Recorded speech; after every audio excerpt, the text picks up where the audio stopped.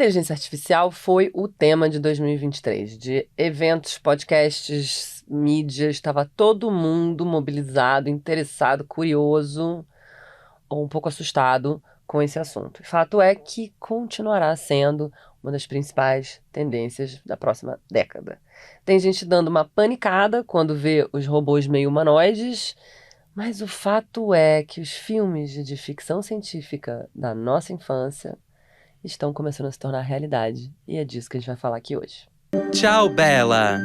Seu podcast sobre tendência, comportamento e inovação nos mercados de beleza e bem-estar. Eu sou Vânia Góes, jornalista, apresento Tchau Bela com Isa Deson, pesquisadora de tendências. O episódio de hoje vai falar sobre AI, mas sobre como essa tecnologia pode ajudar a gente em tarefas domésticas, podem evoluir para se tornarem ferramentas para ajudar as pessoas a se sentirem melhor e também para cuidar de outras pessoas. Ou seja, tem tudo a ver com sociedade do cuidado, tema que a gente fala tanto por aqui. E já temos dados, né? Na próxima década, cerca de 39% do tempo gasto em tarefas domésticas poderá ser automatizado. Isso segundo uma matéria da BBC do ano passado. Essa pesquisa foi feita com 65 especialistas de inteligência artificial do Reino Unido e do Japão e examinou o impacto potencial desses robôs nas tarefas domésticas não remuneradas, né? Ou seja, que acabam caindo no colo das mulheres na sua maioria. Vale lembrar que robô desse jeito, ajudando na otimização do tempo, não é nenhuma novidade, é só pensar no sistema fabril, na Revolução Industrial, enfim, especialmente no tanto que eles estão presentes desde a década de 60. Mas é claro que as coisas estão evoluindo e evoluíram muito rápido. Tem algumas que já fazem parte do nosso dia a dia, como os robôs aspiradores de pó, um desejo das pessoas durante a pandemia. Tem os carros inteligentes que pouco a pouco estão chegando, mas ainda, enfim, um pouco limitados em termos de funcionalidade, né? Quando a gente olha por que os brasileiros pensam disso, tem uns dados muito interessantes da Mintel, nossa parceira, para a construção dos roteiros. 37% dos entrevistados de uma pesquisa que eles rodaram no país todo dizem que possuem algum aparelho doméstico inteligente. E aí aqui a gente precisa pensar em Smart TV, tá? Ainda num lugar meio básico do que entendemos por tecnologia, né? O primeiro passo, né? Primeiro passo. 15% afirmam ter alto-falante inteligente, tipo Alexa. 7% tem dispositivos de limpeza inteligentes, como os amados robozinhos. E 55% estão muito interessados em comprar ou recomprar aparelhos inteligentes, tipo geladeiras inteligentes, né, que é um desejo atual, e 46% focando em aparelhos de limpeza. Ou seja, a gente já entendeu que dá para facilitar, né? Talvez a gente não tenha a percepção total do quão inteligente eles podem ser, especialmente quando a gente pensa numa inteligência generativa, né? E na convergência das inteligências. Por que o smartphone é um sucesso? Porque é uma convergência de infinitas tecnologias simplificadas na palma da sua mão. E a gente pode falar desde o GPS até a lanterna, né, no caso. E o que eu acho que quando a gente fala de inteligência artificial é essa interação que vai realmente impactar o seu futuro, né? Então, os avanços de robótica e de IA estão voltados a deixar os softwares cada vez mais independentes, mais flexíveis, mais interativos, úteis, inteligentes. Então, realmente afinando.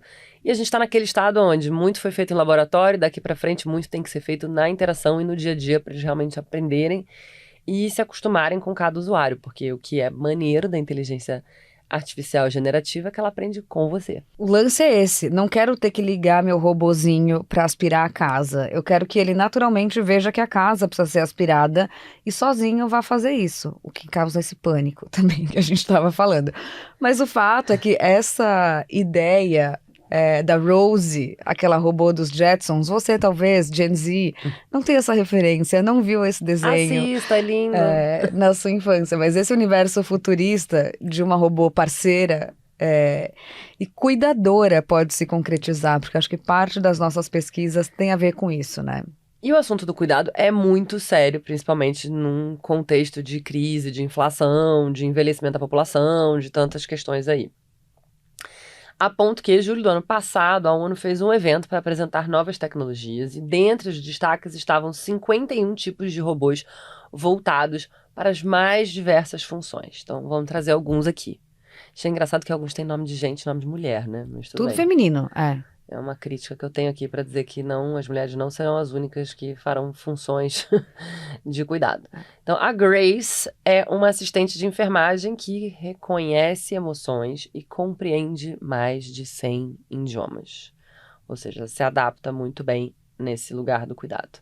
A Sofia já virou meio celebridade, porque ela foi nomeada embaixadora da inovação do Programa de Desenvolvimento da ONU e já apareceu até na TV dando entrevista. A Sofia é um marco, né, nessa evolução do que a gente vem estudando sobre robótica, porque ela é capaz de reconhecer rostos, ela tem uma compreensão da fala e do tom das pessoas para conseguir responder de um jeito mais humano, simbolizando esse avanço emocional artificial, né, e como ele pode impactar positivamente na saúde mental das pessoas, quando, enfim, poderão contar com apoio e com gerenciamento de condições como ansiedade e depressão, pensando também nesse mundo onde não haverão cuidadores humanos para todo mundo que está envelhecendo, né?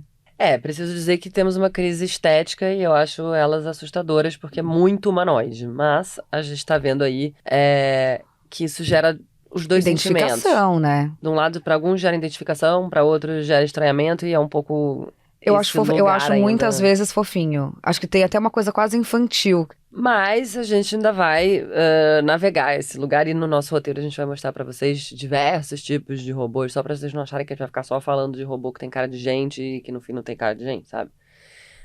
Outro robô social, como essas versões interativas são chamadas, é a Nadine, que discursou numa conferência organizada pela União Internacional de Telecomunicações 2023, em Genebra, para defender a inteligência artificial e os robôs que ajudam a alcançar objetivos globais como saúde. O Casper talvez seja parte dessa turma, mas enfim, ele é um robô que auxilia crianças autistas a desenvolver habilidades de comunicação através de expressões faciais, de fala, de gestos. Ele também é equipado com sensores receptivos ao toque. Então ele responde e oferece feedback e incentiva comportamentos legais entre as crianças. E ele parece um boneco, então eu acho que também tem essa coisa, vai ficando menor. Eu vou trazer nossos insights estéticos. Porque Ele eu é mais acho que, bonitinho, né, ele fica com uma cara mais de boneco, assim, menos de brinquedo. assustador. É. E o que fica claro de todos esses exemplos que a gente trouxe aqui é que existe, de fato, um interesse e um investimento que está sendo impulsionado para a gente reduzir o tempo de horas gastas cuidando, né, de forma geralmente ou não remunerada ou inacessível para muita gente, de idosos, de pessoas com deficiência, de pessoas com problemas de saúde mental, só para citar alguns exemplos. Em julho do ano passado, a revista Science Robotics publicou um relatório de pesquisadores das universidades de Auckland, que fica na Nova Zelândia, e das americanas Duke e Cornell, sugerindo que esses robôs companheiros ou robôs sociais, como a gente falou, que têm inteligência artificial, ou seja, estão aptos a responder e interagir com as pessoas, podem ajudar a amenizar essa epidemia de solidão que a gente vive. É uma epidemia mesmo, e o interessante é que a gente sai desse quadro também só de doença, né? De você só estar ali para agir como enfermeira, para ajudar, para resolver um problema. Também temos a discussão do companheirismo e do fato que nem todos conseguem dar a atenção devida quando a gente fala, por exemplo, de idosos, né? E a solidão e o isolamento social são tão profundamente perigosos, vamos dizer assim, que pode afetar até 1/3 da população mundial e tem consequências para a saúde muito sérias, tipo risco de aumentar questões de saúde mental, de obesidade, de demência, de morte prematura. Tem até um cirurgião geral americano, o Vivek Murthy, que disse que a solidão pode ser tão prejudicial à saúde quanto fumar cigarro. 70% dos médicos participantes dessa pesquisa concordaram que os robôs sociais podem aliviar o isolamento, melhorar a saúde mental, né, fazer companhia de fato, especialmente para pacientes numa sociedade que não prioriza a conexão social e cuidado com idosos, né? Isso é sempre importante da gente ressaltar, né? Nossa, eu vi o podcast, o assunto, outro dia, sobre violência com os idosos. Eu chorava no trânsito só com os primeiros 20 minutos. que eram todos os relatos de violência com idosos que a Sim. gente tem, além de tudo. Então, é um universo que eu nem imaginava, pra ser sincero. Uhum. Segundo o jornal britânico The Guardian, acima de tudo, os robôs de cuidado também aparecem como uma solução para a crise global de serviço para a população idosa, que a gente já falou lá em cima. Porque estamos vivendo mais tempo, não temos médicos ou enfermeiros ou cuidadores ou parentes também o suficiente para lidar com essa demanda, né? Tem um dado muito impressionante japonês, um país famoso, né? Não só pela população, são 125 milhões de habitantes, mas uma população sênior, né? Muito grande. Tem uma estimativa que sejam necessários 1 milhão de novos enfermeiros até 2025 para lidar com a demanda de cuidado. É gente pra caramba, é tipo 1% da população japonesa só de enfermeiro. A mais. Já nos Estados Unidos, a falta de investimento na infra toda do cuidado resultou na dependência do apoio de família informal e uma indústria que é totalmente sustentada por pessoas mal remuneradas ou não remuneradas. Então, lá já são 50 milhões de pessoas acima de 65 anos e até 2060 esse número vai dobrar praticamente. E ainda segundo a Sociedade Americana de Geriatria, serão necessários, tá pronto, 30 mil geriatras até 2030. Você que está procurando aí o que você vai estudar, é um campo promissor.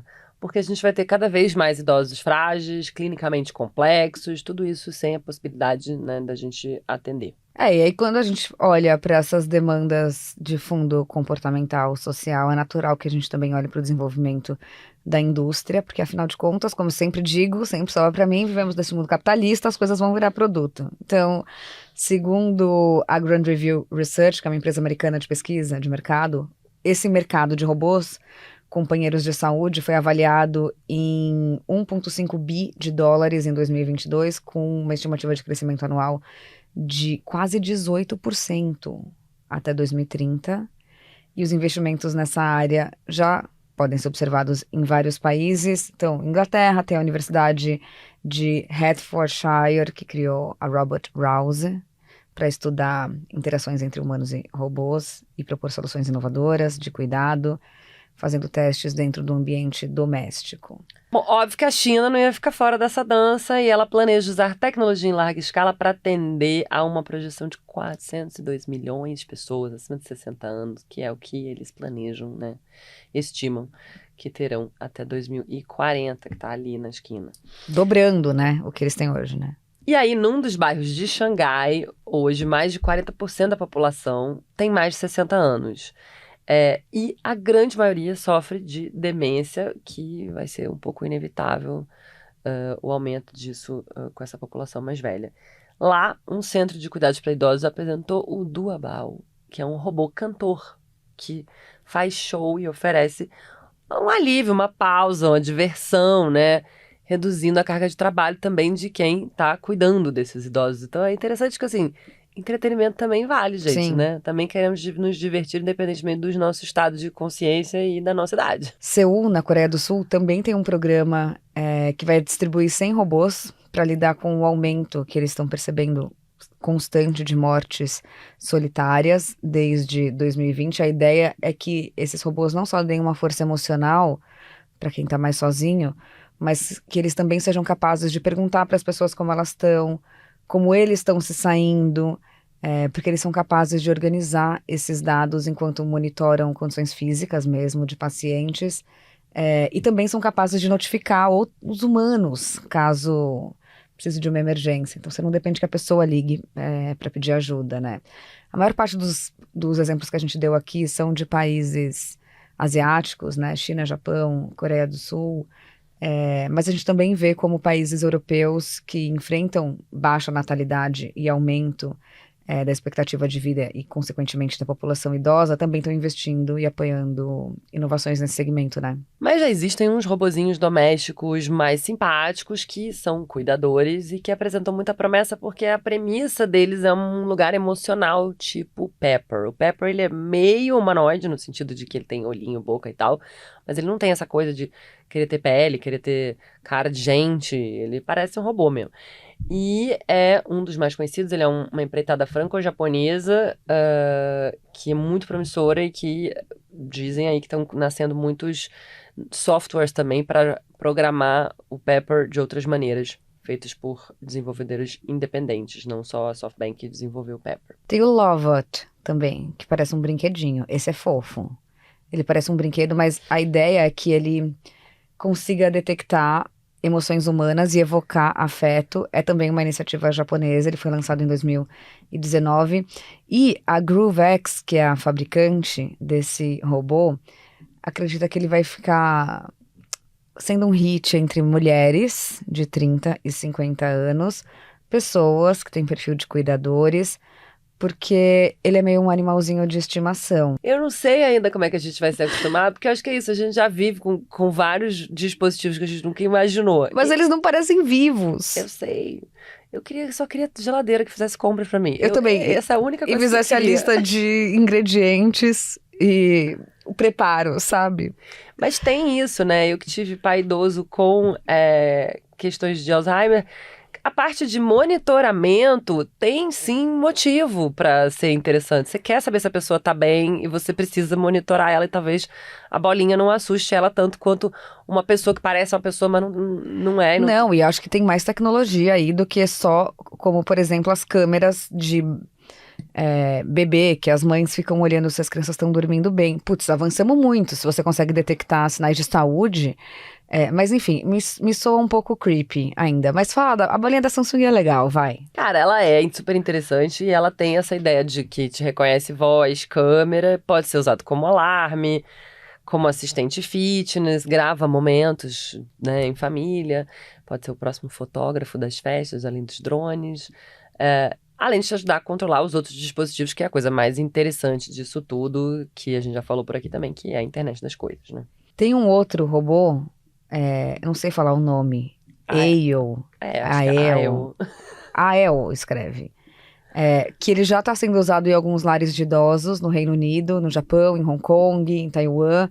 Ele é equipado com câmera, com até bracinhos mecânicos. Então ele é capaz de realizar tarefas autônomas, tipo checar se as pessoas estão no lugar onde elas deveriam estar, entregar os medicamentos, operar elevador, abrir porta, entregar comida, enquanto os funcionários humanos podem acompanhar tudo isso remotamente pelo aplicativo. Isso aí que faz muito sentido, né? Pegar as coisas pra mim eu gostar também. Super, eu acho que o porteiro automatizado, quando funciona, ia ser bem melhor do que a falta de. E é óbvio que, gente, a gente não pode falar de tudo isso sem pensar que sim, vamos ter que reinventar o mercado de trabalho também, tá, gente? Porque a gente começou falando aqui de onde tem pouca gente e a gente também vai chegar em mercados onde tem mais gente, né, preocupada. Mas, antes de chegar aí, quando a gente fala de cuidado, a gente fala muito de idoso, mas também precisamos pensar nas crianças, né? Eu tive uma palestra que eu fui do Marcos Piangelos um tempo atrás, já tem 5 anos, que ele falava que o YouTube tinha que ensinar, por favor e obrigado, porque as crianças estão ficando muito mal educadas. Então ela grita coisas pra você como ela faria no Google Search, ou que ela grita com a Alexa, ou que ela fala com o Smart TV, ou qualquer coisa assim. Então ele fala assim, como a gente hoje, a parentalidade depende muito dessas plataformas, né? Como que a gente pode melhorar? E aí nascem robozinhos que têm um pouco esse olhar. O Moxie, por exemplo, que é pensado para crianças de 5 a 10 anos, ajuda a desenvolver habilidades socioemocionais, cognitivas, e tudo num aprendizado baseado em brincadeira. Tem o Grok também, né, que é para criança. Ou pelo menos parece para criança. Que a Grimes criou.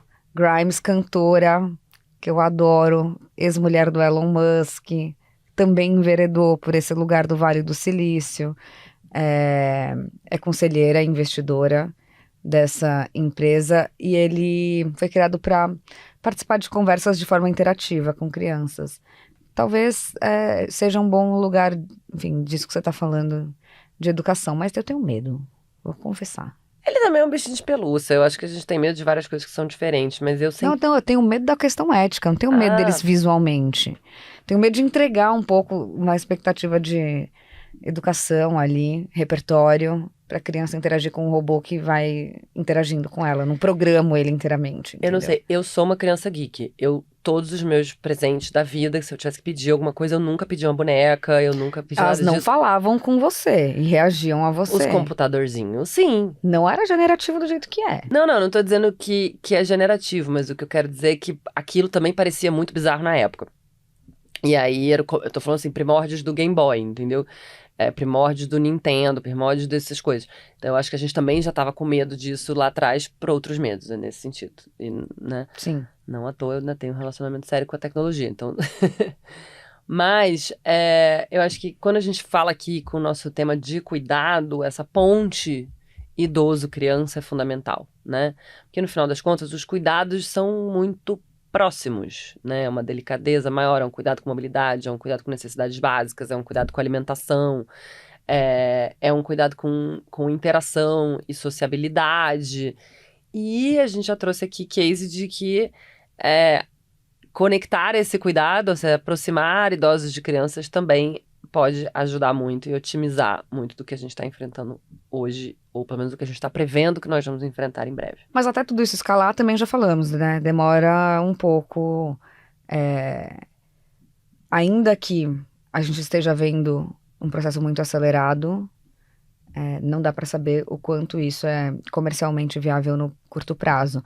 Alguns dados que a Mintel nos deu mostra que 22% das pessoas que responderam a uma pesquisa aqui no Brasil sabem pouco dessa história e nunca usaram, por exemplo, algo relacionado à inteligência artificial. Só 13% usa no dia a dia como parte regular do trabalho ou da rotina. Não temos aqui questões mapeadas ainda sobre ética e privacidade, né? Que é o que eu falo que me dá medo.